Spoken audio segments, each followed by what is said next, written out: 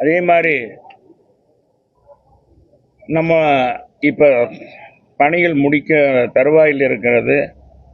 பார்த்தீங்கன்னா சொக்கநாதபுரம் உண்ணாதூரில் காளியம்மன் திருக்கோயில் அருகாமையில் மேற்கூரை கலையரங்கத்திற்கு மேற்கூரை அமைக்கிற செட்டு 18 லட்சம் ரூபாயில் ஒதுக்கப்பட்டிருக்கிறது.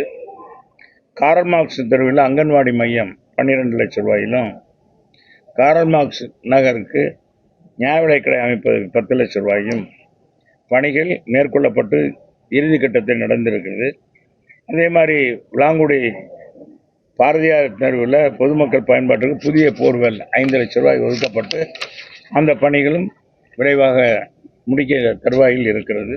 திறக்கும் நிலையில் நடைபெற்று கொண்டிருக்கிற பணிகள் கூடநகர் 2வது தெருவில், கூடநகர் 2வது வார்டில் கரிசல் குளம் அருகாயில் மழை அதிகமாக பெய்ந்தால் மழை நீர் அங்கிருந்து வடிகால் அமைந்து அந்த பகுதி மக்கள் வெளியே வருவதற்கு சிரமப்பட்டார்கள்.